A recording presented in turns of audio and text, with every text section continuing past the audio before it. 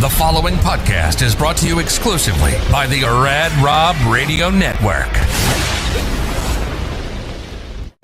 This is PBA champion Kyle Troop. Hey y'all, Jacob Electric here. Hey guys, Chuck Ritchie here, formerly of Bowl TV. Hey guys, this is Ryan Schaefer of track staff at Valley Bowling Center in Waverly, New York. And you're listening to Straight Up 5 with Johnny Petraglia Jr.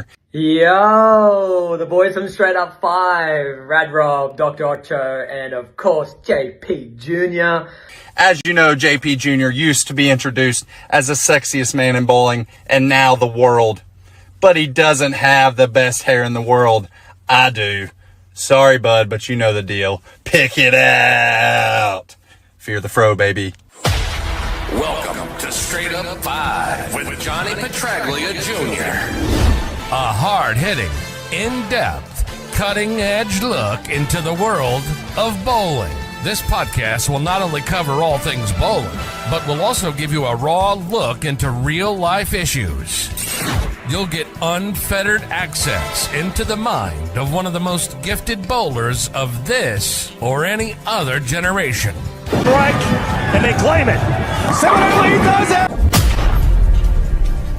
it. So without further ado, let's introduce you to the hosts of the show. Rad Rob, Rob Francois. Rad Rob, Rob Francois. Dr Ocho. Dr Ocho. And the incomparable Johnny Petraglia Jr. Johnny Petraglia Jr. Hey guys, welcome back to Straight Up 5 with Johnny Petraglia Jr. I am your host, Rad Rob, Rob Francois. We have a very special guest tonight for episode 144. I can't believe it's been 140. It should be like 148, but I took a bunch of time off, maybe like 150. But anyways, before we get started and bring our co-hosts, let's see who's in the chat here. We got Brandon Sprint Car Gaming 83 Lease Camp. What's going on? Welcome to the show. Sorry we're late. Chuck Ritchie's in the house in the open of our show and will never be a guest. Nico, what's going on? Our resident statistician and reporter. Good evening, Nico. Good to see you. Billy M, what's going on, brother? Happy 704. Yeah. I'm going to blame Ocho for being... No, actually, Johnny was the last one. It's Johnny's fault, but it's his show. He can do whatever he wants. Ocho can't find his mask. It's on top of his head. Chuck Rob might have been eating Popeyes. Nah, I mean, that's fair. Staying Man 78, what's going on? Staying Man is in the house. Go Chiefs. No Chiefs. Fuck the Chiefs. Cream Bone, what's going on? The lovely Martha is also in the house. Thank you so much for being here. P-Cow, had to give him a little tech support before the show started. I'm glad you're here. Dave, welcome. Alex Bermudez, easy for me to say. Good evening from behind the drill press in Modesto, California. Good to have you here. Hey, Fuckface Sperone is here. Good to see you, brother. You can just say my first and last name. Don't mind the middle wording. I'm just going to call you B. How about that? Casey Custer, what's going on? We got a large crowd here tonight. That's awesome. Nick D'Ambrosio, what's going on, Nick? Good evening, my friend. Good to have you guys here. All right, let's bring in my first co-host. He is a man with the golden mask. He has the largest arms on this podcast. He is the resident hack of Howell Lanes, our resident doctor, Dr. Ocho. What's up, Och? Holy shit, I can't even see you. Good, because we keep getting too many. My DMs are flooded. It's insane. So I got to back away a little bit. I'm stealing everybody's thunder. It's unintentional. It's just something I'm good at unintentionally. Rob, I got a surprise for you here. Yes, I sir. got Rob's neck x-ray report right here. It turns out, now, people, what you guys need to know, even giraffes have 7 cervical vertebrae, much like, because they're mammals. Humans have 7 cervical vertebrae. Sure. His report right here. The impression. Rob Francois had cervical spine x-ray.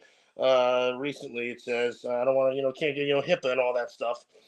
And it actually says, I'll lighten this up a teensy bit, but I can still read. Impression. 2 cervical vertebrae were noted. Markings unremarkable. Rob Francois has 2 cervical vertebrae where the rest of the world has 7. Take his neck off the milk cartons, people. We know where it is. It's called an anomaly, much like his life. Happy birthday, Nicole. Happy birthday, Nicole. I'm super excited to be able to wish Ocho a happy birthday today. Good evening, Nicole. Is lighting optional in the Ocho residence? Look, I look good either way, so you guys can take it or leave it. Is Ocho waiting for the pyro to go off? Good question, Brian. Welcome. I am the pyro. When I hit I'm a Second Amendment advocate because we're talking almost got arrested for these. All right. Enough fucking up. Let's bring in the man with the name of the marquee. He's number 7 in your program, number 1 in your hearts, the sexiest man in the world, Mr. Johnny Petraglia Jr. What's going on, JP? Meanwhile, I'm the one that made us late because I was switching to better lighting, which it still sucks because it's right there. You look like Jesus. I'm going to try my best, but respectfully, you were here the earliest, and your lighting is like the worst I've ever seen. So I do. Dude, you literally have the Jesus lighting. Like once you go one, oh man, you're. See how hard he flexed when he did that? No. Look at the guns. Look at the guns. Flexing this way. You only saw me raising the roof. Yeah, he's got. Yeah. But again, we always known that your peaks are better than mine. I only got into it 6 years ago. Give me a chance to catch up. Super Hitman, welcome to the show. Welcome to the show. Look, I have to throw this out there. Obviously, after our guest is on for as long as he wants to be, we'll get to the U.S. Open and we'll get to what's happening in the world of the PBA. But I got to tell you guys something. I've said this on. This is like 140 something. I know I missed a bunch too, Rad Rob. But this is like 100. This is almost 3 years of us doing this every single Wednesday. And the guest that we have on tonight, I have a real quick story. First of all, this is I say this a lot, but you meet the best people in the world in the sport of bowling, and you meet people from all walks of life. And we've talked about that a million times. I mean, we saw Martha in the chat earlier. I know lawyers. We saw Nick in the chat. I got a marina owner and yacht club owner that I can go in and go on a boat whenever I want with. Like, I have friends that I shoot craps with. I have friends that I drink with, this and that. But growing up, every bowler has idols to some extent. And I won't say like the guest that we have on today is quite the idol, say a Parker Bone or a dad was to me. But the man that we have on tonight taught me a lot of things about life. And one of my fondest memories of this person spans back to, I want to say, somewhere in the mid-2000s. And after an extremely impressive showing on the hardest bowling lane condition in the history of the world and just dominating the field and leading the round of the greatest players in the world, me and this gentleman, as well as my Hall of Fame father and about a group of 6 other guys, went out to a Lone Star Steakhouse in North Brunswick, New Jersey. And I'll never, ever, ever forget this. There's like certain memories that just sit in your brain and there is no time frame on them. And you remember every single moment like it was yesterday. And I distinctly remember watching this man converse with my father. My dad had some kind of like onion blossom and some like bang bang shrimp concoction, this and that. And I'm sitting there listening to my dad, one of the legends of the sport and one of the most sought after talents anybody could ever look for in our guest tonight. And what that conversation did to my brain was it taught me right there in that moment. So what, we're talking 15 years ago, and in my early to mid 20s, I knew right then and there why this man on our show is not only so good as a bowler, but so good as a human being. And I fortunately, again, thanks to bowling, being at the UBA Unholy event in Delaware this past weekend, by no chance whatsoever happened to run into this gentleman. I bowled well with, thank you, Russ Goss, for asking me to bowl, and Chaotic, congratulations on your wedding, my third teammate. After a relatively stellar performance on Saturday, I decided the best thing to do, considering my habit, was to get a hotel room and stay there on Sunday. And it just so happened that I ran into this man who has always been a supporter of our show, has always been here for me, has always spoke his mind as respectfully and opinionated but soft-spoken as possible. So I want to dig into this man's brain like there's no tomorrow. And I just, I'm like over the top crazy excited about this. And that's the best intro I can give. And thanks. And obviously you can tell by the chat and the amount of comments we have already, there's a lot of people that feel the exact same way about who's on our show tonight. And before we bring him in, it's customary every time we have a new guest that we play a highlight package. So here are little highlights from the career of Fero Williams. Meet the king of 60 feet, Fero Williams. From 2006 to 2008, Fero proudly represented Team USA, showcasing his mastery of the sport on the international stage. During the 2006 to 2007 season, Williams made history, setting the USBC record for the most 300 games and 800 series in a single season. He was honored as the Greater Dayton USBC Player of the Year in 2008 and 2010. He claimed a top prize of $10,000 at the Deep South Scratch Shootout in 2022. Fero Williams, where talent meets tenacity, cementing his legacy as one of bowling's most remarkable talents. Hey, that one. I need the gas money anyway. Come on. Last shot in the 10. Come on, buddy. Come on. Yeah! Come on! Big dog. Sir, interview. What number is this, sir? I don't know. You know better than I do. I don't know. Damn.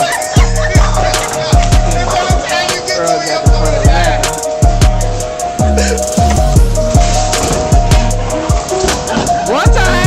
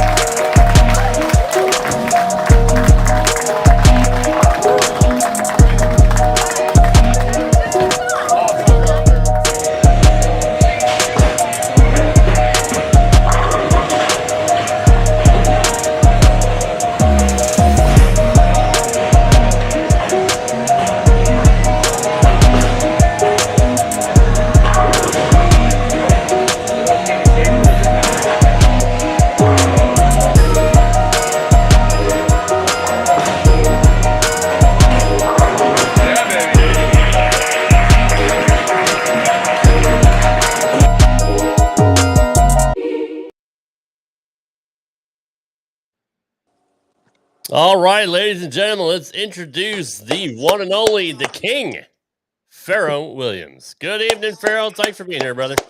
Oh, good evening. Thank you for having me, everybody. Johnny, start it off, brother. He's already cheesing. Hey, do you guys remember when Chris Berman used to say about Chris Carter, the Vikings wide receiver, he only catches first downs and touchdowns? I feel like the way that intro played out is this guy only shoots 300s and 800s. That's it. That's all he does. You know, that's literally what Chris Berman should be doing the commentary on this man. Absolutely. So, Farrah, first off, on behalf of all of us here at Straight Up 5, thank you so much for being here. thank you for expressing your interest in being on our show and giving us all the praise that you have for the entire time we've been doing this. It truly is the reason we do it. So thank you for that. And thank you for being so receptive to decide after like, hey, in 3 days, will you spend an hour or two with us? Yes. Thank you. So Fero, my very, very, very first question, typically for anybody that's on the show, is usually how did you get into bowling? But obviously, anybody that's here watching and anybody that pops in that searches you is going to have a lot of questions about your physical game. And here's mine. Here's my first one, and it's a relatively technical question. So if anybody in the comments isn't quite sure what I'm talking about or what Fero's talking about, please feel free to like jot down, ask us to, give you a little bit more information. But Fero, as a bowling ball driller myself, I can't remember who it was, but somebody told me, so a standard axis point, or like a pretty like basic axis point, or PAP, so to speak, is somewhere in the range of, say, 3.5 inches to 5.5 inches, somewhere on the side of the ball. I feel like yours is always way further, like actually almost close to 7 inches. I told my girlfriend that too, by the way. I know you do, Ocho, and she don't believe me at one bit. She don't believe me. Yeah, I unfortunately have to agree. No pun intended. But anyway, Fero, what is that right? Does that change ball motion for you to be able to throw so many 300s, 800s, honor scores, and like just simply always be in contention and virtually be invincible on patterns that nobody can even think about averaging 200 on? Let's start there. I don't, you know what? I don't think, so my PAP has always been around 6 to 6 and a quarter. Usually it's at 0 or maybe 1/4 of an inch up.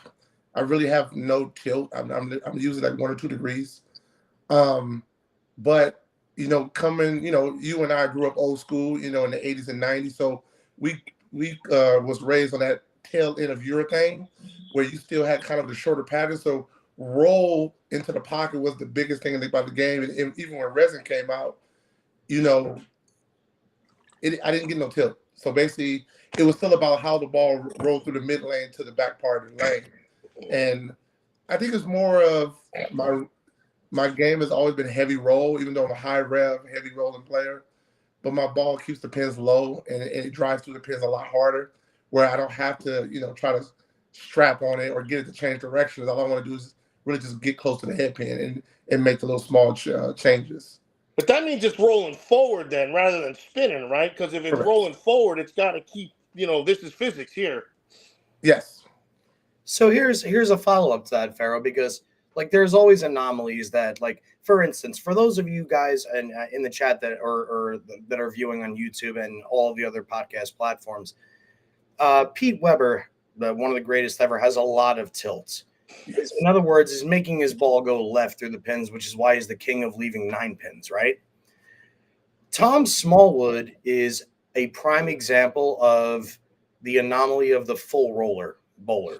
Because most full rollers that you watch, other than, say, a Patrick Dombrowski, who's kind of a tweener, most full rollers can't move in on whatever side they are and still have the ball drive through the pins. Tom Smallwood can do it.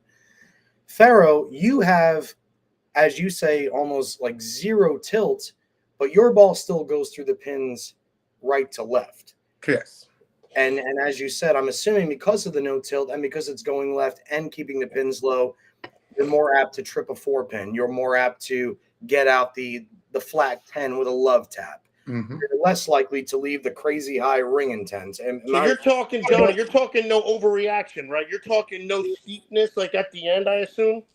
I still get that at times because you still can't change the pattern in the back end, or a bad shot. But primarily, my ball controls the lane. So it's really, there's only been so many tournaments in my entire life where I've been shut out, and that's good. You're going to have those bad days, but there's always been, I would say 95% of the tournaments I've ever, or league or whatever I bowl, I've never been shut out.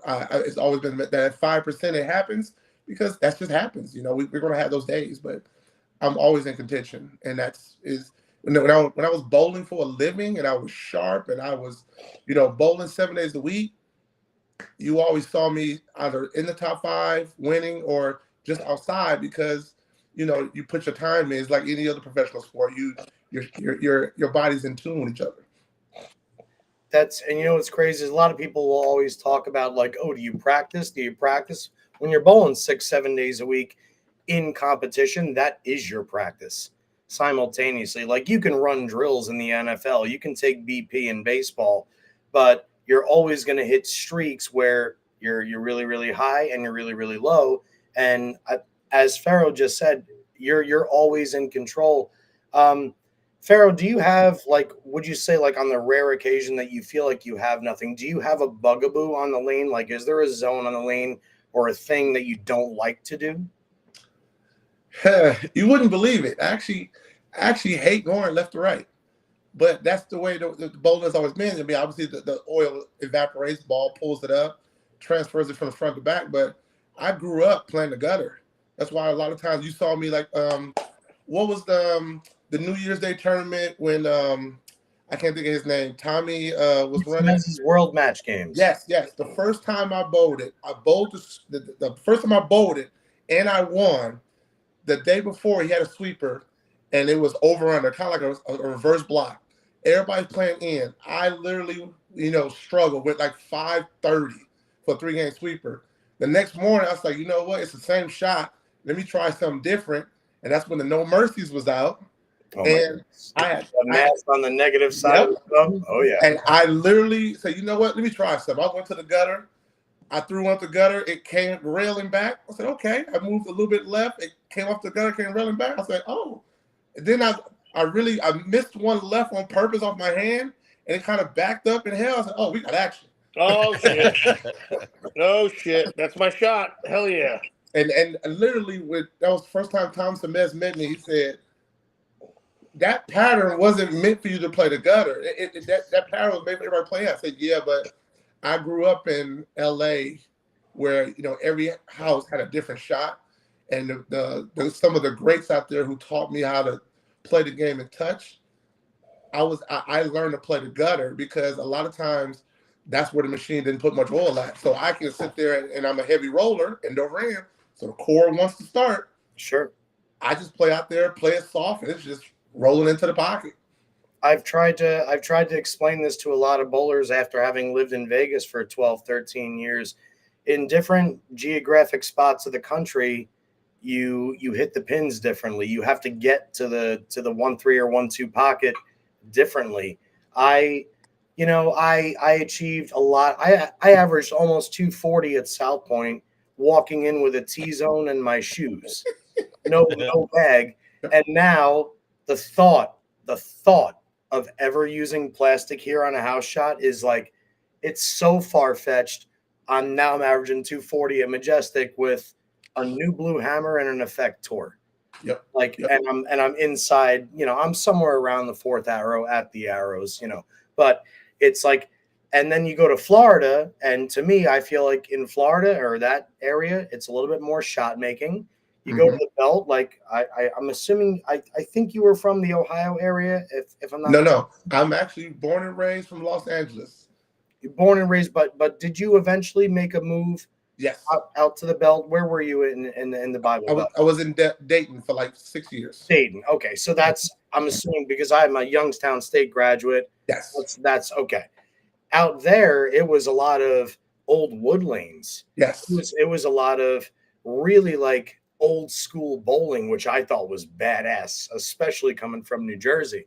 But it's cool that you say that. So now, like, did your 0 tilt 6.5-inch pap work the same east to west or Midwest to west? Or did you find that you had to, like, say, even on league night, approach lanes a little bit differently?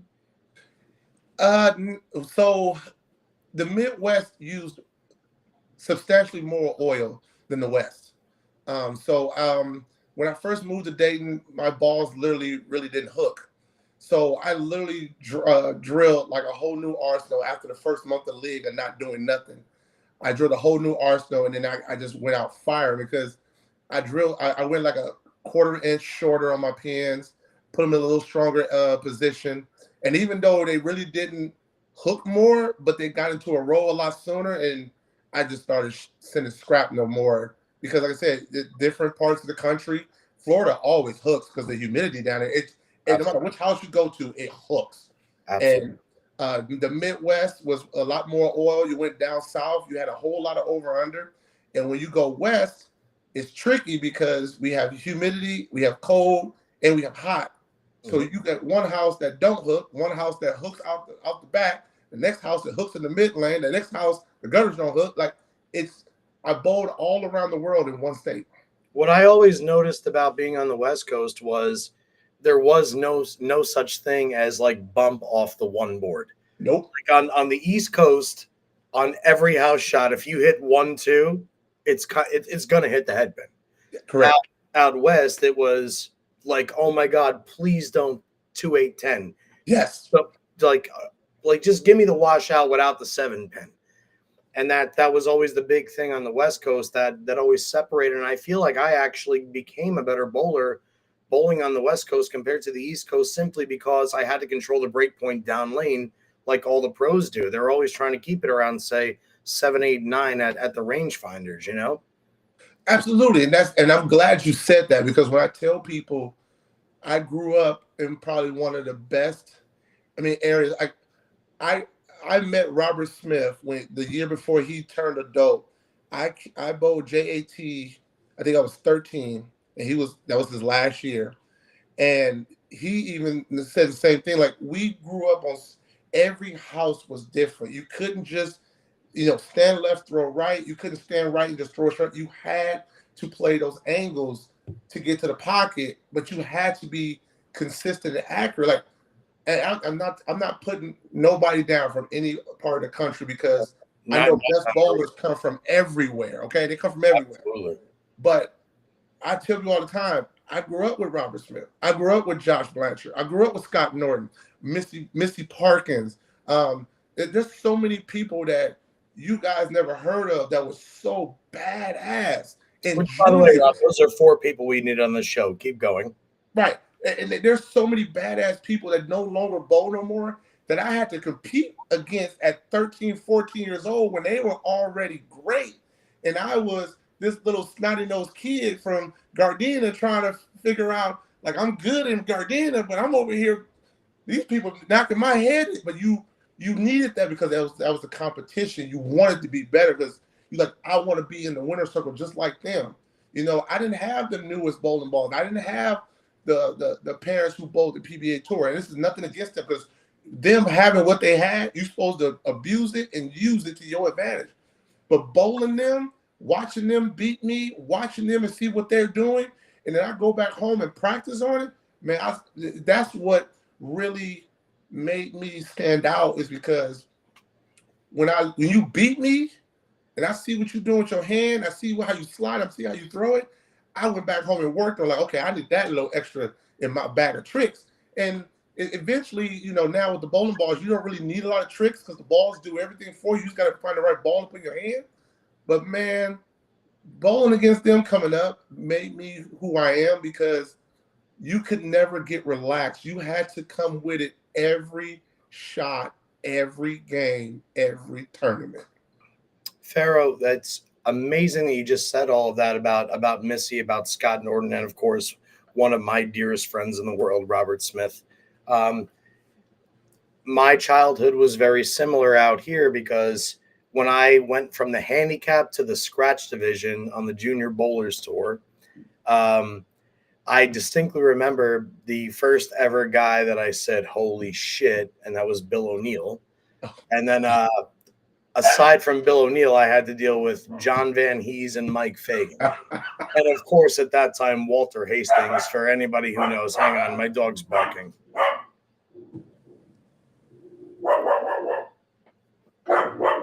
You guys can still hear him. Hang on 1 second. 1 second.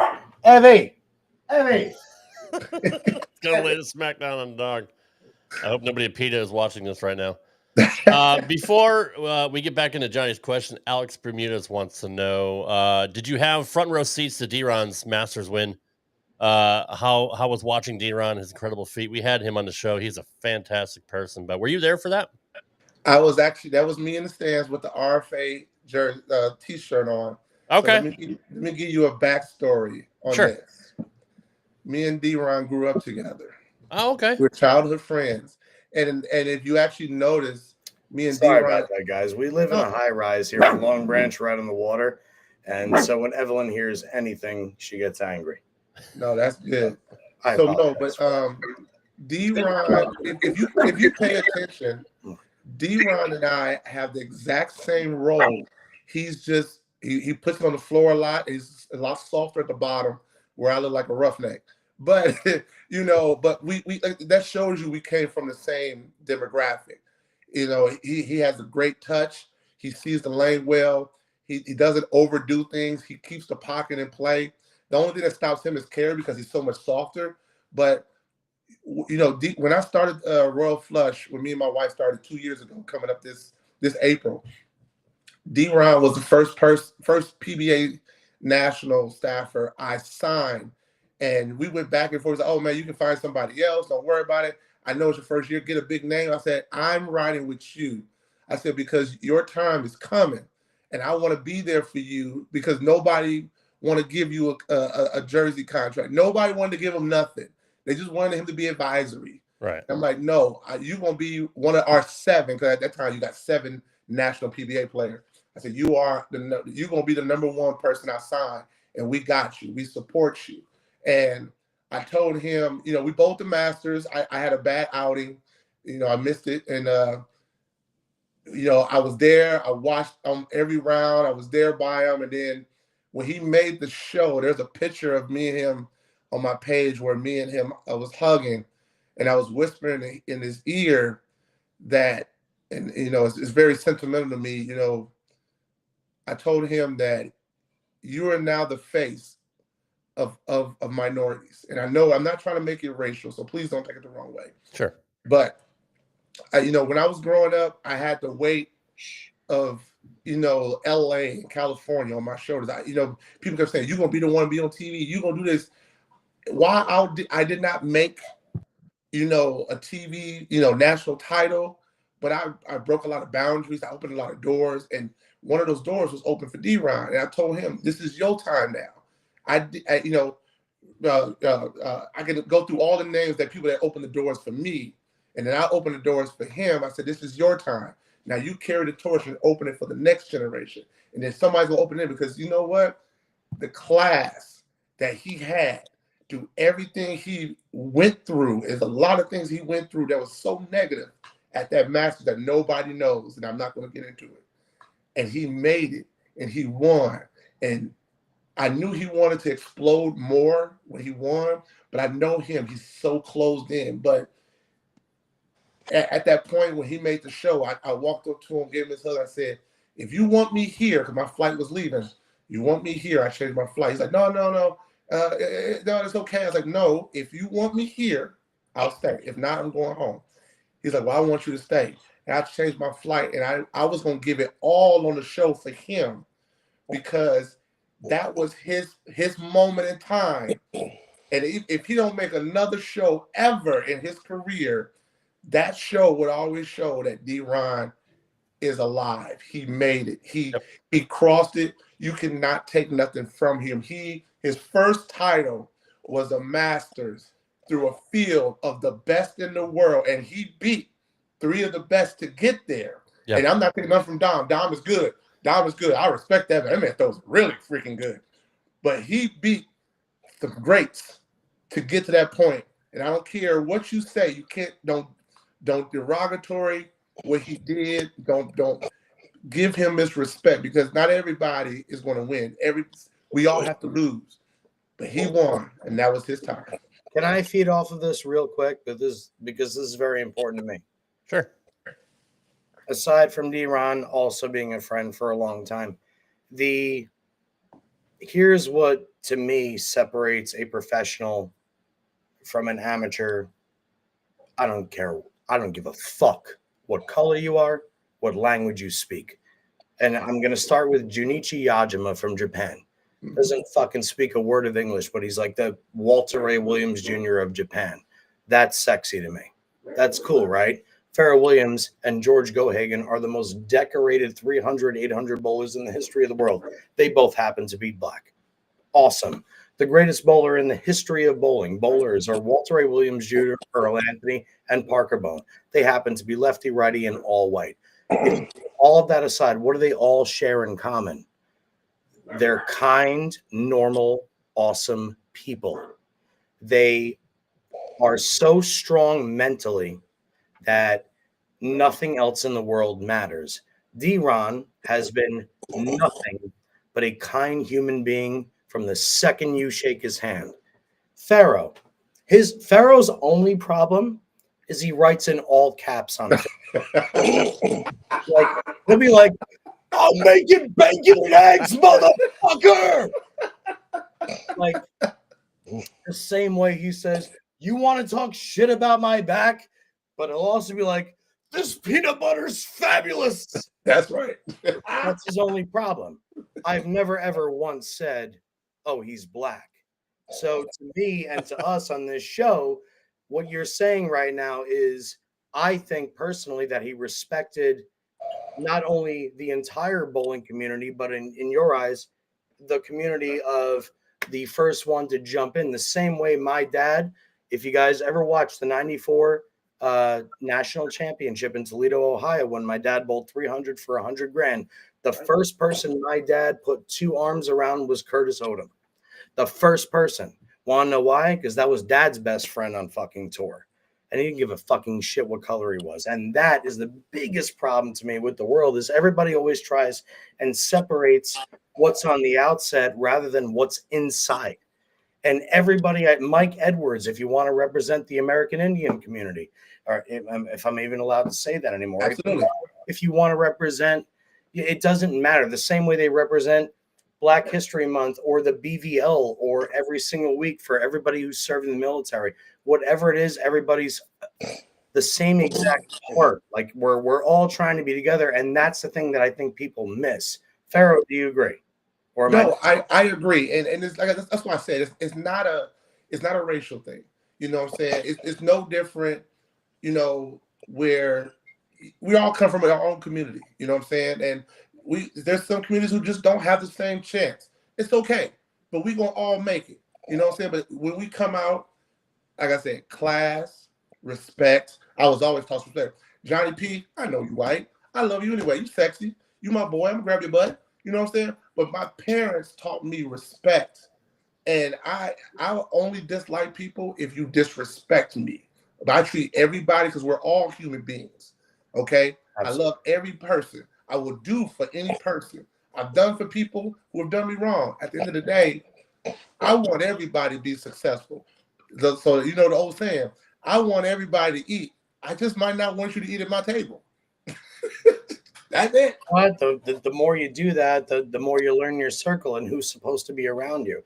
Hence the reason I'm with these guys. These guys both right here, regardless of what he thinks about this or what he thinks about that, they both make me feel very, very comfortable every time I talk to them. And even though he's... I do. But that's the thing, though. See, this is the problem that we're missing in the world. And I want you to really understand this, Rad, because you never met me before until now. So I'm probably Johnny P gonna vouch for this one. It doesn't matter, you know. I saw your picture, and I know you are a Trump supporter. It doesn't bother me you're a Trump supporter, because that's your beliefs. If you feel as though he benefits you in your life, I respect that. Now we should be able to have a conversation, and you tell me "F you, Fero," and we're gonna laugh, and I'm gonna say "F you, Rad," and you know that Cheeto Jesus, and you gonna say some smart ass, but because you know why? We can be adults about it and have our discussion and respect each other and say, you know what? We agree to disagree, but you guess what? We both sexy. That's how we do it. Keep moving. 1000%. Yeah, absolutely. But I will say you can't always do that with a lot of people. Like you can't. Unfortunately, like us in what we're doing right now. That's part of what you're saying. Is you went into the bowling alley and the camaraderie started. What's different? Sorry, Ocho. Go ahead. Go ahead. No, Go ahead. good. Like once you went into the bowling alley, the camaraderie started. Like that's kind of how the whole thing started. You don't know what anybody's beliefs are or Every anything like time you go that. to a You go, oh football shit, game, you leave in a flat 10. Move every time half you a go to a step football forward. game, Ocho, you're in the stands with the Steelers fans. Do you give a shit who the fuck they voted for? No. If you look at a woman, let's say you look at a guy that looks like Ocho, and he's standing next to a 7-year-old girl. I'm not talking about what color she is, but she's holding a pretzel, and he does this and slaps the pretzel out of her hand. What are you going to do to Rob? Well, I'll find out where his neck is, and then fucking kill him. What you'll do? Find out where his neck is, and then you'll buy the kid 3 pretzels, right? That's it. And hey, look, you're talking to a civil rights activist too, underneath this hood, by the way. That's what I'm talking about. I voted for Adam Kokesh, so voting aside, this is where. Sarah, I have I have to get back to a bowling question. Okay. For soul more than anything else. Like the greatest teachers in the world, John Jowdy, Mark Baker, they always preach certain things about the bowling form. So one of the biggest teachings that Mark Baker preaches, and ever since he released his book when I was in Vegas, it's been like a game changer for me. Every single pro bowler, as they're going from their pivot step into their slide, is parallel to the ground with their backswing. The only 2 exceptions that have ever made a lot of money on tour are Jason Couch, because he's above it, and Marshall Homan, because he's below it. My question to you is, when bowlers watch you, I would assume throughout the course of your life, the same way people talk about Jacob Buttriff, being with the weird shuffle and the conventional grip, you get to the foul line very, very, very slow, very compact, very controlled. And when you let it go, you look like you just saw a mouse. I'm just going to say that. But you do it the same way every single time. What is happening at the bottom of your swing? What is happening? I've always wanted to know this. So first off, I'm gonna go back to Mark Baker. Mark Baker gave me a nice word, Fred. I'm sorry, Fero. Fred Borden as well. Thank you, Damien. Absolutely, Fred Borden. Mark Baker, I was like 14, 15 years old, and my mom was getting coaching lessons from him as well. So if you don't know this, I come from a bowling background. My parents bowled. They learned how to bowl from reading the books. And then when I was born, they taught me the basics, and then I kind of went on from there. Okay, so Mark Baker, I went to coaching to coach with him for about 6 months. And I was like, what can I do to get better? What can I do to get better? And he watched me, and he helped me. But the one thing he said was, everything about your approach is off until the 4th step. And it all falls in line. He said, don't change it. He said, it falls in line, don't change it. At the bottom of the swing, a lot of people don't know this, me and West Malai do the same thing. We look at the foul line. That's number 1. 2, it's on my fingers. At the bottom of the release, it's on my fingers. So I'm using so much leverage with my legs. Because once again, taught old school leverage. Legs was where you generated all your power. So that's where my rev rate, my power comes from. And that's why my slide is so short. And because I wanted just enough slide to where it wouldn't hurt your knees, but just enough stop to where it gives you power without having to use an upper body strength. Fero, I look at the foul line too when I let it go. Where are you spotting? Are you looking at the arrows or like the down lane? Like what are you looking at before you look at the foul line? Oh, so for example, let's say we're looking at 8. So what I do is wherever I'm lined up at, I draw a straight line. It's all the fundamentals are still the same. You're still drawing a straight line to your target. Wait, 8 at the arrows or the range finders? I would say range finders. Okay, so you're looking at 8 down lane, and every step you take, you're pulling your eyes a little bit closer until they're at the foul line? Nope, I already know where my projection is. So if I want to hit 8 down lane, I draw the straight line from from 8 through the arrows to where I'm going to slide at. That's what I do. And that's my laydown point. And when you look at the foul line, is the reason you look like a flying bald eagle because you're trying to throw it through that imaginary line that you drew back from 40 feet away from you? Yes, following through to your target. So I'm projecting. But the thing is, I'm my doing eyes, something right, Ocho. I'm doing something That's what I'm right. saying. No, That's so what I'm I saying the do. same thing because I That's look at what I do. I look at the foul line and then I have to bring my arm up to where that line went. They're like, "Where was your target?" Yeah, I bowled with your dad, and he was like, "Where is what arrow are you bowling at?" I'm not throwing at an arrow. I'm trying to bring my arm up straight to where my freaking And where one I'm of the standing. most decorated bowlers of all time does the same thing, and he's telling us other bowlers do it too. I just don't want to walk over the foul line. If I don't look at the foul line, I'm going to keep walking. That's I what look at the What do you dots. think about this? Sorry, Fero, but that was so comforting to hear that someone else looks at the foul. They say, "What are you looking at? Where's your mark?" Oh, that's what it was. We listen, Ocho, mainly me. We keep interrupting Rob. So do me a favor. Let's just send it to Rob for give him 30 seconds. Fuck him. So everybody says, "Where's your mark?" And I said, "I don't fucking know. If I bring my arm up, it goes there." Go ahead, Rob. Now you go. I was just gonna say I look down at the dots at the foul line. I always have. I've always looked down. Very rarely. If I'm having a bad day, maybe I'll go try extending out to the arrows. But no, for the most part, I've always looked down at the dots at the foul line. In 1994. Shut up, Ocho. I'm gonna get back in the sport. I mean, you had 7 cervical vertebrae. The thing is though, is this. We're doing the same. If you look at the arrows, you look at the down lane, it's still the same motion. You're still doing the exact same thing. To me, if you think about it, archery, the further the target is, the harder it is to hit it. But the closer the target is, you hit it better. So if I hit it here, I'm going to hit it down there. Right. That's right here. When I miss it here, you already know. I already missed. Yeah, it's only 1 degree there, but it's 12 degrees down lane. There you go. So it's like my biggest thing is if I hit my target where I'm looking at here every time, I'm going to hit it down there. It's just what it is. Fero, why didn't you I know the answer to this question, but why didn't you ever go for it on tour for a full, say, 2-3 years? Okay, well, you ready for this? So you asked, so I'm gonna give it to you raw. I think everybody else actually better raw and unfettered. All right. So the reason why I didn't go on tour, the era where I should have went on tour was between 2005 and 2015. The difference is your boy Fero has education, and math ain't mathing. And I saw the writing on the wall of possibly the PBA going bankrupt.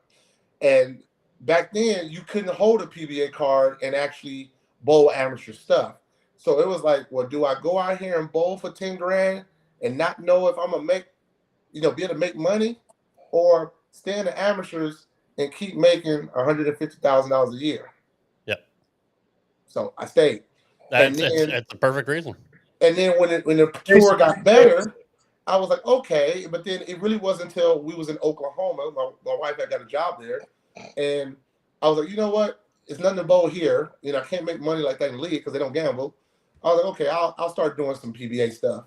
But at that time, it's like I was already late. I was like 39, 40. Not saying I was bad. It was just like I'm in a different mind from now. I was more business oriented. I was doing other things.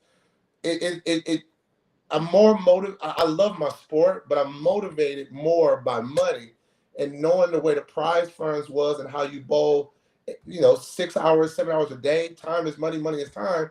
The money didn't equate right unless you was in first, second, or third. After that, it was more like a drop off. Or you have somebody that stakes you. That's the only other way to do it, right? Rob, before I enter, I'm sorry, Fero. Go ahead. No. I was agreeing with him.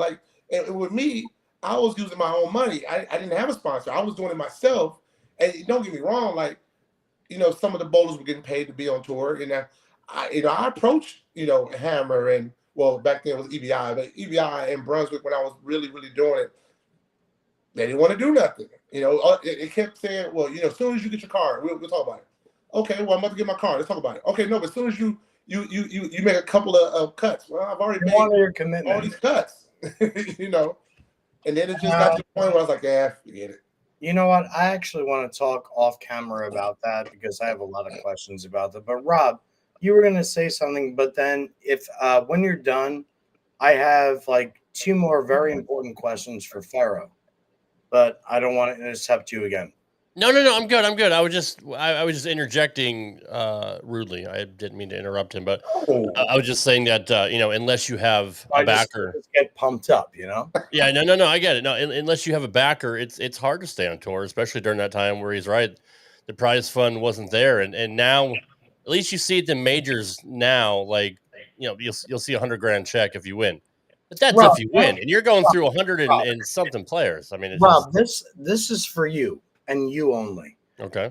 I joined UBA when I moved back to the East Coast. I'm a proud Goon Squad member, courtesy of Donnie Jackson, one of the best people I've ever met. And to all my goons, let's fucking win this entire thing this year. Let's fucking go. But like, all right, so I'm a proud goon coming back, entering a team that I've never ever known anything about. You are bowling on tour and you have a sponsor, right? Wait a minute. We talked about something before this. Again, it's happening to me. Rob, please remind me, stenographer in Judge Million's court. Can you go back to the first thing I said before I go back to Fero? I'm going to try and tie it in. I Sure. use this once every single week. Just find it. But Fero, yeah, we were talking about money.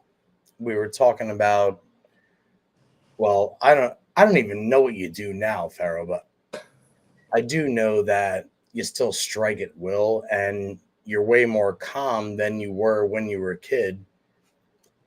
When I say a kid, I mean like you were always like, what are you, like 43 now? So 3 years ahead of me? 44. I turned 44 this past Saturday. Okay. Well, God bless you, brother. Thank you. Rob, you have Johnny? to rewind. I had a great thought. A great thought. And respectfully, he understands because the reason he's here is because he met me at this point at UBA in fucking Delaware on Sunday with my hair doing this. I didn't bring any fucking product. I didn't even change socks. When I came home, Martha said the entire house smells like Cheetos. That's what happened here. Like, so I need you to go back to where I cut you off. You and our gracious fucking guest, Mr. Fero Williams, are talking. Yeah, All right. you already lost me. You rambled on long enough that you lost me. So Then I'll start a new thing. All right, I'll start here.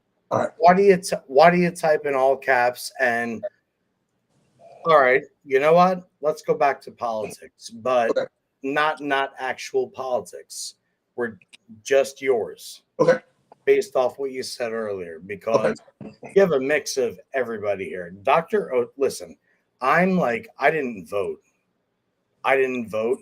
This guy is obviously, you know what? I don't know what he is, but I know what his wife is. Nobody knows what he is. And then my parents are this way and this way, and I just chill.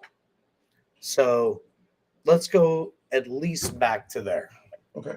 We were talking about Curtis Odom. We were talking about this. We were talking about that. What got you into bowling, Fero? Where did you start? Born and raised in it. Born and raised in my parents' bowl. And when did you know you were like the best ever? Like Adam Barta, like Mike Newman, like Sean Riccardi. When did you know, like George Gohagan, that I can fucking make more money here than going on tour and then keep making money here and make money here and fuck the tour? Well, I could tell you what. If I told you I never believed I was the best, would you believe me? Yes, I actually would.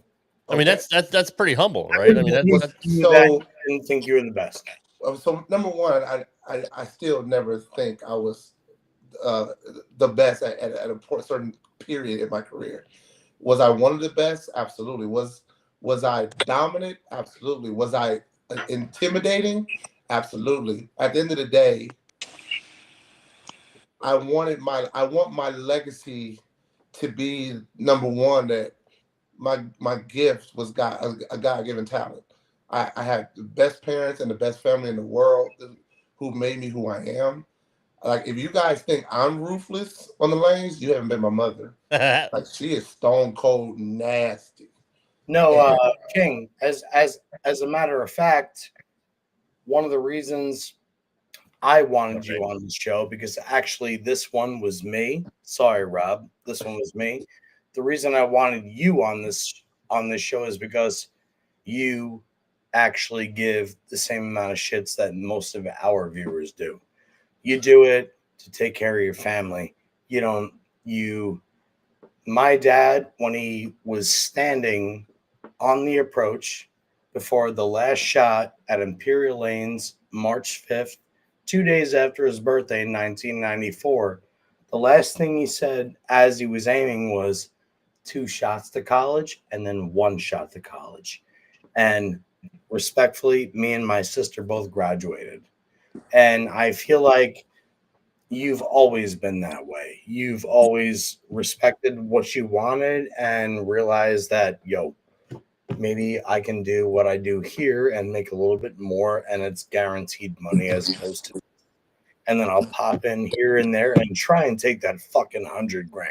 Dude, doesn't it put more pressure on you when you actually say you got to throw 2 strikes on television? No, the pressure fucking, I would assume, comes in when, if you and don't, we did the watch along with him too. Can't pay for the hotel room for the next week. That's what I would think, because that, like, wanting to marry Cassie, wanting to have a baby, wanting to do this, wanting to do that is everybody's choice, and every bowler chooses how long they want to do it. But then here's your opportunity, and it's like, oh, if I fuck this up, so that's what's wild about even your dad throwing the 300, and he fucking nailed it. But like you said, Carol, what do you think? So first off, I never go into a situation saying, I think not to fuck this up. Once I pay that money on the table, I'm not afraid of none of you. I'm gonna make you bowl for it. And the other thing is, if it comes down to the 10th frame and you beat me, and you need all 3 in the 10th, and you tap on that second one, I'm walking through the fucking door on you.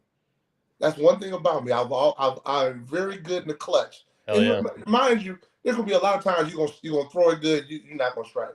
But the one thing people knew about me is, if you leave the door open, I'm gonna walk through it, because that's what my parents and all the other bowlers taught me.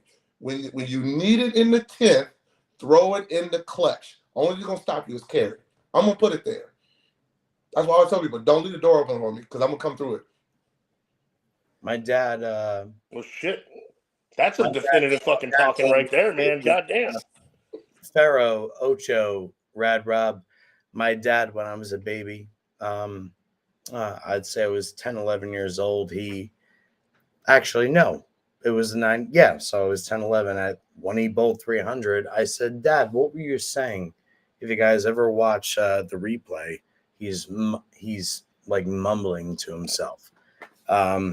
Dad, what were you saying to yourself? He said, 1 more shot to college, 1 more shot to college, talking about me and my younger sister. Then I got up there and said, college is taken care of. Totally forgot what he was actually mumbling. He said it on the post-interview thing. The brain is the most amazing thing in the world. It's that fucking movie with Scarlett Johansson, bro. He uses like 90% of it. And this guy, for some reason, has figured out a way to use it enough to not only be awesome, but also shut everybody else the fuck up gently. That's this guy. Kicking the shit out of people very nicely is also fun, I guess, because then it's like, the handshake is so fun, and like, hey, we're good at it. So you know what? I'm going to tell everybody on this show, if you ever get a chance, go to Nate Garcia's page and watch his live stream of when me and him bowled the Delaware doubles back in June. when you get to the title match, like we was in a title match, and it was game 3 and 9th frame, because me and Nate, you would hear us, me and Nate talking back and forth. Like it was a joy to bowl with him. But before he walked up to the 9th frame, I told him verbatim, I need you to bring me this motherfucking 9th frame, because I'm gonna throw the first one to 10th. He said, what? I said, bring me the fucking strike. I'm going to throw it in the 10th. This is what I do. Nate went up there and nailed it. I mean, he yelled. He was up there. First time I ever seen him like really, really get into it. And he came back to me and I was like, I got this. Don't worry about it. I've prepared my entire life for this moment to win. Even as the regional, it's still a PBA title. That's right. I said, I prepared for this. I said, I got this. Don't worry about it. And if you watch the video, calm, because you know why? I was waiting for that moment. So if you ever get a chance, go watch that from the Delaware doubles, Mid-County doubles. And like I said, you can watch it. It's actually really good because me and him communicate very well with the lanes. But the 9th and 10th frame of the title match, you guys gonna see that's who I am when I'm in that moment. Like the confidence level that I have, I'm humble. And I will always show everybody that. But when it comes to on the lane, you can't tell me nothing. You can't tell me nothing. The only person that can tell me something is me. And I'm going to say, I just need him to miss one time. I'm coming. Miss. Don't miss. I'm coming. That's what I say to myself because I believe in my skill. Now, mind you, I don't bowl much no more, so I know my skill's kind of rusty. But even now, like even in league, when I'm bowling for, the winner take all pot, and I see a guy going 280 and he tap and go 269. I'm like, oh, he's short. He's short because I'm about to throw these. But that's any competitor. When you believe in yourself and you believe in your skill, there's a thin line between arrogance and cockiness. They share each other. You can be in the middle, but you still want to have a little bit of cockiness and confidence. The difference is the cockiness is what you show that belittles other people. The confidence is what you show that you believe in yourself through everything. I'm just more confident. And they will follow because they want to do the exact same thing, right? Correct. Most people worry about throwing a shot and you don't. No. I mean, it's remarkable. And that's how you've been so successful. And it goes back to, if you were to go on the tour, you have no doubt in your abilities, but anything can happen. There could be a condition that you can't match up with. Yep. You don't see the shot. It's not worth grinding, especially in PTQs, which is fucking ridiculous, right? I mean, we've seen D-Ron do it. We saw Boog do it. We saw a couple others, but those are anomalies. Like, it's hard to come out of the PTQs. So if you can stay in leagues, in sweepers, in tournaments, in brackets, and most notably action, and make a good living on that, who gives a fuck how many titles? There's a lot more opportunity to do that than there is on the tour, also, since we're down to like only 20 events or so. I don't know if I'm. Or is it 20? How many events does the PBA tour have even? What is it? 14, I think. 14? Yeah, it's not. I was overshooting. It's not a lot. I mean, you know what? And I'm an advocate for the PBA still because and it's still there's other branches that it can lead to. Obviously, it's not like. But go ahead, buddy. I just like I said, I respect the PBA. I will always respect the guys out there who do it for a living, the guys who are winning, the guys who are chasing the dream. But like I said, I'm a numbers guy, and the worst thing about that is bad math. The generation now that's coming out of college that are so talented, they can't even bowl on tour because of the PTQ. Right. Like 5 people out of 100 making it to the actual event. I can't help that. No. Fero, that's just not right. You have to read this real quick because this is one of my best friends for the 12 years I was in Vegas and went out of their way to just say something nice about you. So go ahead, Rob. Moselle says, I met Fero in Vegas probably around 2004. She was rooming at Megabucks with Adam Ishman, Tyson Brannigan, Robbie Patterson. She'd only heard of this legendary Fero. The man's good people. Haven't seen him since, but nothing but vibes and memories. Much love, Fero. Oh, That's thank one you. of my closest friends for my entire life in Vegas and just wanted to say something nice about you. So I had to just say, Rob, I'll shut the fuck up for another 4 minutes. We'll see. I'll put the timer on. There's still some more we need to get into, but we did mention, right? I posted on my page and in our Facebook group that you, Fero, want to give away some Royal Flush apparel. Let me throw up the pictures of those right now. I love that shirt. Pride off. That's a really cool shirt. Fresh covers and new ball carry. If you guys want to have a chance to win these shirts, I just need you to say something in the chat, like I or me or yes, me. Or yes, me. Just put raise your hand. RFA. Put RFA. So you put RFA, that means you're in the contest. Let's do Okay, that. there you RFA. go. RFA. I have a randomizer. I'm going to put your names in, and I'll show it. I have a little wheel that we're going to spin, and whoever wins, their name will be taken out, and we'll go to the next one. How many do you have? Is it three? Three. Okay, Yes. 3. So anybody in the chat, feel free. Okay, we got Alex. I'm going to put your name in here while we're doing this. RFA in the chat if you want to win a Royal Flush apparel shirt. We got Dell. We got Alex. So now, one of the questions I want you to ask is why Royal Flush? Yes, why Royal Flush? Royal Flush was started because one, I call myself the king, and the wife is the queen, and we started a pro shop first called Royal Flush Pro Shop, and so we had everything going that way. And the next thing was I wanted the apparel, so we started Royal Flush Apparel, and that's how we got the suits, because our family's nothing but royalty. So if you're a part of us, you're a part of royalty. Uh-oh, you muted yourself. Johnny, you muted. Before you finish, am I allowed to add my 10 cents when you're done on my show? Add it. Go. No, when you're done. No, I was just saying. So that's the Flush was designed because I wanted to bring something better to the apparel market than just some Google copy and paste, stuff from the internet and put on your jersey. Bowlers need an image. They all want to be their own entity. So I wanted to bring better designs to where you can wear our designs outside the bowling center, not just in bowling. So you wouldn't have to say, oh man, let me go change my shirt because I'm wearing a bowling shirt. Like a lot of our designs are designs you can just wear without your name and nothing on it. So it's more like I love the backstory.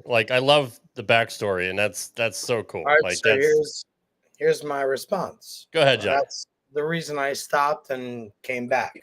Is that cool? Yes. Of course, it's your show.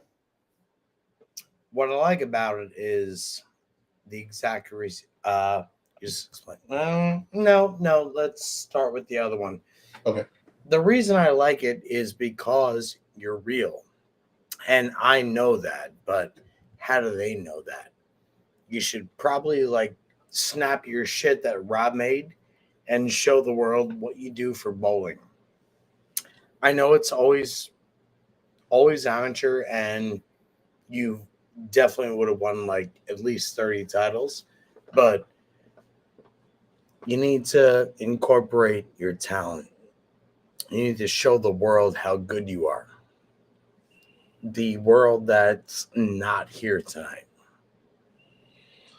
So, how's that? I mean, what can I show them? You. I mean, I'm showing who I am right now. You change your life. You change your life from bowling, and since I was a fucking kid, you've been the best bowler ever. You and Mike Newman. That's all I got. But okay? You know what? You grow up. You and Mike Newman. You grow up, and you learn that. Fine. So what do? Right? I'm going to chase you, the man that built a brand, the same way NetJets did on the PGA Tour, Same way Buick fucking snuck by Mercedes. Like, we're going to do that, right?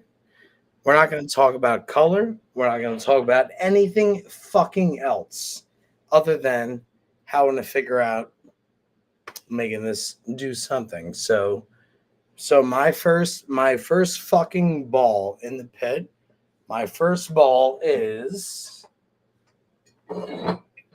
Tito's.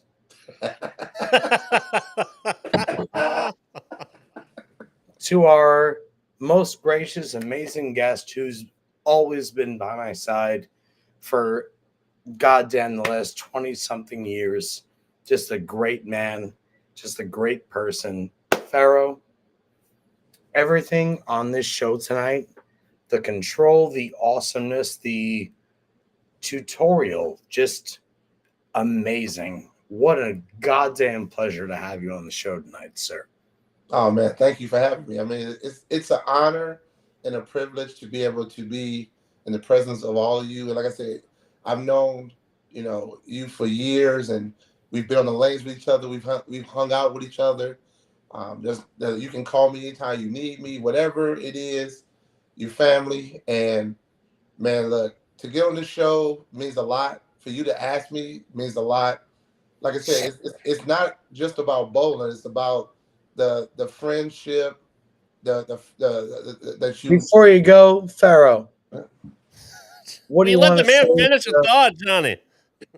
After that, before Rob closes the show, what do you want to say after you praise me? Because I'm done with being praised. I suck.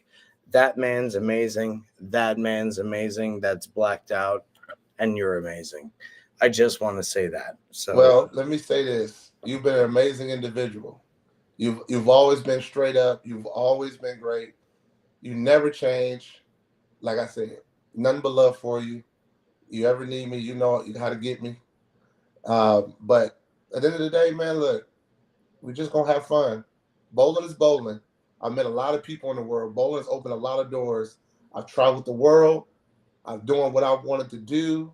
I enjoyed it. But, now I'm in a different part of life. I'm over here being a businessman. I'm over here working for Bolero/Lucky Strike as my day job. It's my time came. I enjoyed it. I have no regrets. I did it all. I made some people jealous. I made some people angry. I'll never make Hall of Fame because I beat too many people too often. They'll love you. So they'll love you. I love this, and I love you. And man, look, I'm just glad to be here for the ride. I just met you, and I love you too. I mean, you're just a lovable guy. You cannot not like this man. Like, seriously, you are down to earth. You're humble. You're not cocky. You're confident. And confidence is sexy. That's what Johnny says all the time. The sexiest thing about somebody is their confidence. And Nate, Nate's my boy. I'm proud to call him a friend. I've never seen him hyped. I've never seen him fired up. I got to go watch that video because motherfucker just gets in his hoodie and fucking pulls the strings down and. No, you have to literally, like, if you ever have, I think it's about maybe an hour and a half or 2 hours where he edited it, maybe an hour. Fero, but if you have time, right here, we have to go watch it. The whole yes, thing. To close.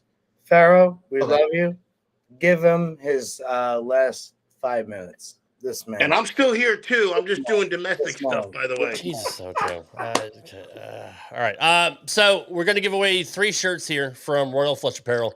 The winners, do you want them to email you? No. Yes. Cool? Okay. Don't touch me. Yeah, email me. Email me. You can get my email address. Okay. I'm going to put it up here. So what you do is send me their names and then have them email you so we know it's legit. Okay, that's fair. That's fair. We can do that. Okay, then I'll give him. Okay, that's fine. Let me pull up the screen here before Johnny passes out. Give me 1 second. We're going to talk when the shit ends. Yes, sir. We will. Yeah, we do a show the same time I put my kid to bed too, by the way. Just FYI. Shocker. Okay. All right. Here we go. We have the names in here. Let's give the chat one more chance. Anybody that did not put RFA in the chat, if you want to win. Jesus, Johnny, shut the fuck up and let me do the pitch. Jesus Christ. Just do it. Just do it. Anybody that doesn't see their name on the wheel here, put in RFA in the chat if you want to win. I'm not on there. I don't know what the fuck happened.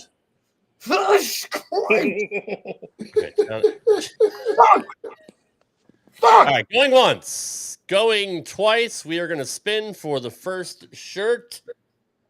The bidding is closed. Here we go. This better spin good. Hell yeah. Zelbo. Clifton D. Clifton Don. We have a winner. Moselle just barely almost had it. All right, here we go. Wait, why are we upset that Clifton won? I mean, Moselle, was like right there. I'm not upset for anybody. I don't give a fuck. I have no dog in this fight. It's not my circus, not my monkey. It's this fucking thing. All right, we're taking. Moselle's like been the best. So we're taking Clifton Don out. Let's go to the second chance to win a Royal Flush Apparel t-shirt. Bowling with Diallo on YouTube. You are the second winner. Congratulations. You will get a Royal Flush Apparel t-shirt. You know, we should do this for who gets to grab Ocho's bicep. So who wins? Every week. Yeah, and we have one more. Final chance to win a Royal Flush Apparel t-shirt. Johnny, shut the fuck up. I swear to God, I love you, but you're beautiful, but shut the fuck up. Mute yourself. God damn it, Johnny. All right, we're going for our final. Let's fucking go. Let's fucking go. All right. 6 years at least for one flex with the bicep. Just for respect, you know. Final chance. Johnny. Gold. Shut the fuck up. All right, here we go. Make me nervous. cuss. My daughter is never going to be able to watch this show because you just make me cuss. All right, final chance to win a Royal Flush Apparel t-shirt courtesy of the King Fero Williams. Here we go. Ocho, sound effects.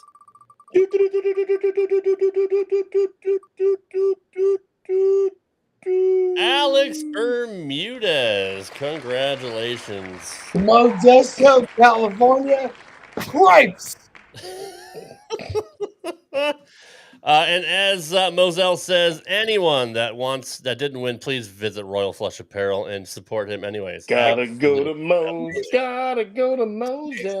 All right, so guys, do me a favor. Yeah, that shit. And we have Fero. And I can't do this.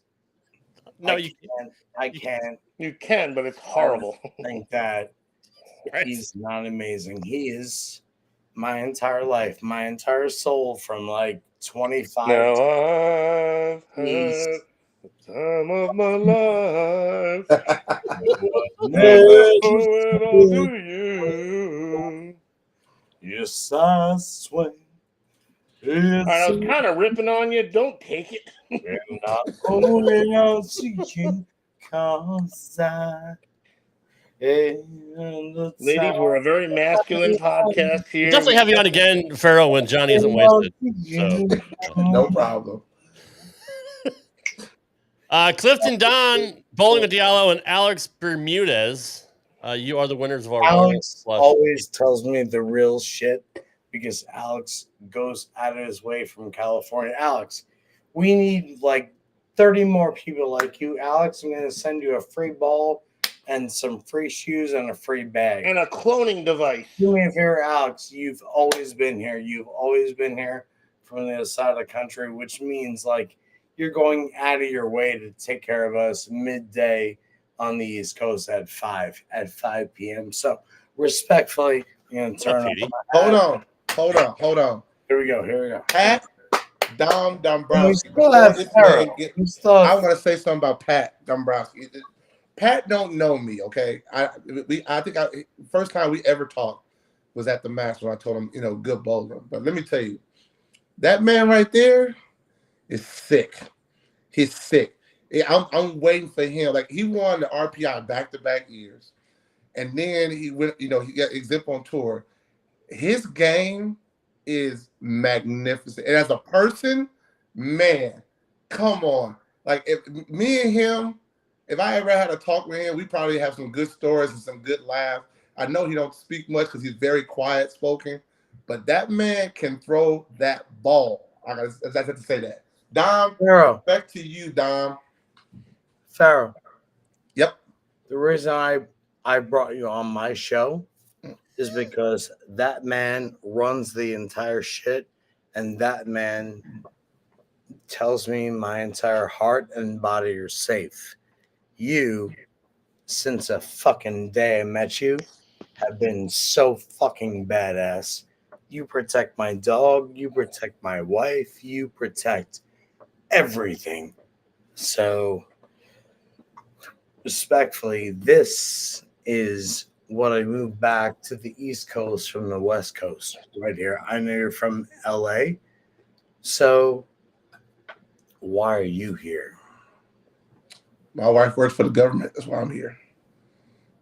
East Coast. Did you meet people like that? Collect them from everywhere else because you're amazing? Yep. Met a lot of people from everywhere. And you like I said, you're one of them. And like I said, different people all across the world that Hey, Rad Rob. It was a blow. Shit, PD. I'm not sure. I'm not sure if this man's ever heard this, but I heard this when I was a kid. I want you to do me a favor. During the Gulf War, like when Michael Jackson took care of the fucking Super Bowl, I want you to play one song. It's called Voices That Care. I want you to play that. I want to talk about mixing everybody. That's what I want to fucking hear right now. Because he's here. Because he's fucking amazing. And that's it. That's all I got. I'm not a DJ, Johnny. It's gonna take me like 10 minutes to do that. So you'll find it. You'll find it. Yeah. Okay. All right. Voices That Care. It was during the Gulf War in like the early 90s. All right. Give me a second. You can filibuster while Voices That Care. Okay. In the meantime, I assume this man goes home and wants that for the entire fucking USA. So I'm going to play it because it opens with like two of the sexiest, then it transitions to two of the sexiest, and then it fucking ends with two of the sexiest. So,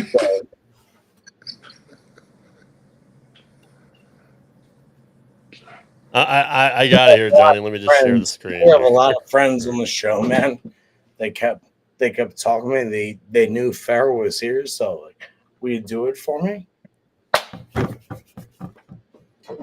Of course, Johnny. Anything for you, brother. Can you guys hear the audio? You're so far away.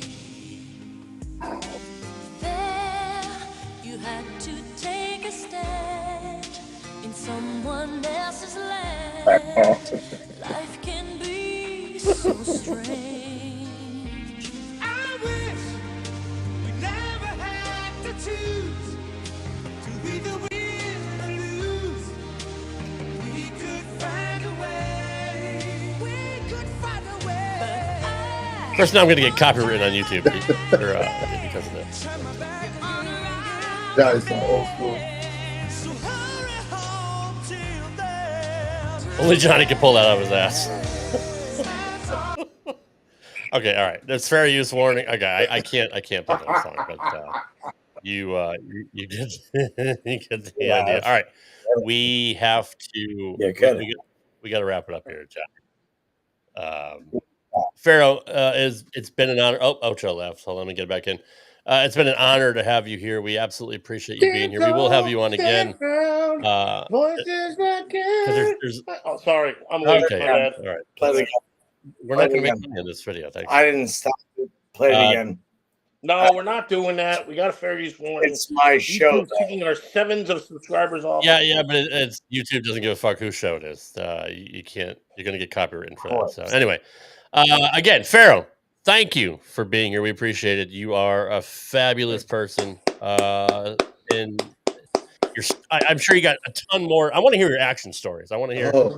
I want to hear some juicy shit next time we have you on. So, We'll have you on again in a few weeks, so Johnny can sober up. I might and, do we can one more for all three of us. Yeah, John. Rad Rob, respectfully, you think I'm fucked up. Ocho obviously knows I'm not, but Fero came here. We talked on Sunday. He's amazing, and he's been amazing since the day I met him.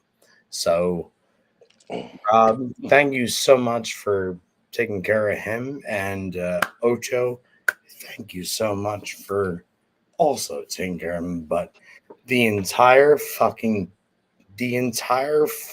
subscribers, they were here for you. They were here for you because you made sense all fucking day, and we listened to you, and we did some fucking work. That's why you were here tonight, because you're amazing. Love you so much, dude. You're the best. You're the best ever. That's all I got. Thank you, boss, man. Appreciate that, man. And like I said, if anything I can do for you guys, man, like I said, just reach out to me, Royal Flush Apparel. Me and my wife put a lot of hard work into being different, and we know we're making an impact in the bowling community because, when you're doing something right, the other companies start coming for you. So, do you have a Twitter account and a Facebook, or is it just one website? What do you have? Plug your shit. We have a Facebook page and we have a Instagram page. And it's called Royal Flush Accounts. That's the thing. So Facebook is Royal Flush Apparel, and then Instagram is Royal Flush Apparel Life. There we go. So, Rad Rob, here's the first night ever in our 150 episodes. We have to ask Mr. Williams what's his fucking favorite song, and then we play it on the way out. Let's go. Oh, favorite song? Be the Johnny, I can't play any more music, brother. So if you had to say, I'll sing. No. You asked me a question, so I'm gonna tell you. So probably one of my favorite songs, but it's actually a verse. It's called X Gonna Give It To You by DMX, and then it's the verse where he says X Gonna Give It To You. It's the verse where he says, and he talks about God. No, he talks about, I did it for my kids. People don't know I cried and did it for my kids. That's how I look at my life. Like I hurt, I bowled day up, sun up, sundown, weeks, months, because I put all the pain and agony in for my kids. That's a man.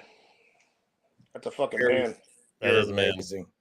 You should have said that 10 minutes ago. You were singing then. I was letting you have your acapella. I know. We're singing like The Wings of Love by Jeffrey Osborne. Now that you're gone, I can't sing. So do me a favor. Just keep being the same person that I loved when I was a baby.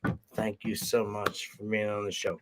On the wings of love, up and above the clouds, the only way to fly. So that's another one I thought when he said the best. There you go. Martha is so only on Straight Up 5, unfettered, real talk. Karaoke with Johnny Petraglia. And no Rob's neck. Wait a minute. We had fucking. You guys have no idea. We had him. Yeah.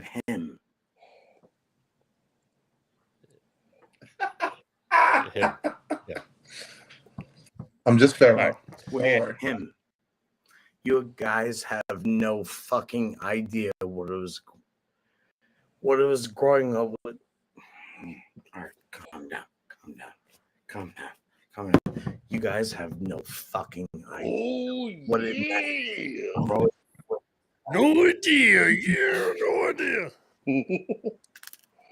He's doing Papa. No idea what it fucking it's now V-neck. bowling with this guy.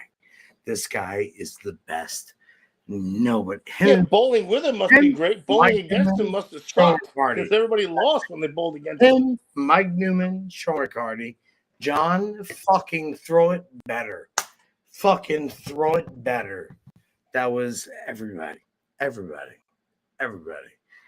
That's who we had tonight. That guy right there. Wait, our Sean Riccardi?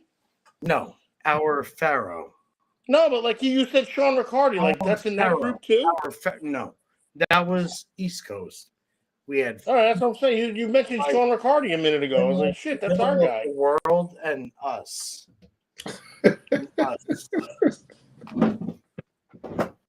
Poor Sean. Okay. He's 150 is pounds Johnny... now, you know. Yeah, he is. Again, those that won the shirts tonight, Clifton Don, Bowling with Diallo, and Alex Bermudez, please hit me up on Facebook. Just send me an instant message, and I'll hook you up with Fero, and we'll get you your shirts. All right, Fero, stick around after we play the close and go off the air. I'm sure Johnny still wants to talk to you. So, but we appreciate you being here. So, and we'll definitely have you on again. All of our loyal listeners and watchers, thank you for being here tonight. Another tremendous show in the books. You know, the Yankees won the World Series in 1996, so I'm representing 1996 World Series Yankees. Congrats to EJ Tackett on winning the U.S. Open. We didn't cover that tonight, but we'll also cover the Illinois Classic and the Roth Home and Doubles next week. Respectfully, we have Fero. We have Fero. Yeah, that's shit. I missed it. Fuck. When did this guy get here? He is him, and he is here. Don't fuck with him. You fucking don't fuck with Fero. He doesn't stand for baloney. That's life lessons from Johnny Petraglia. Unfettered. Don't unfettered access. Good. Right here. Johnny, we love you. Ocho, nobody likes you. No, they like him. They love me. And there's your. Meanwhile, the dick. Why are you on my girlfriend's Facebook page?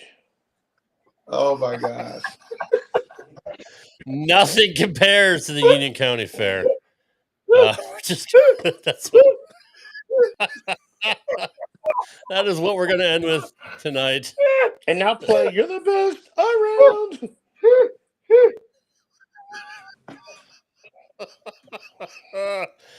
Oh, good night, everybody. Thanks for being here. We'll see you next week for another edition of Straight Up 5 with Johnny Petraglia Jr. Good night, everybody. And Doc Sullivan, you can still go fuck yourself.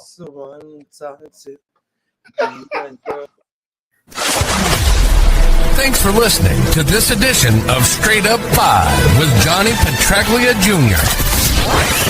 You can follow the show on Twitter at Straight Up 5 Pod. Follow Johnny Jr. at JPJR07. Follow Rad Rob at Rad Rob Gaming.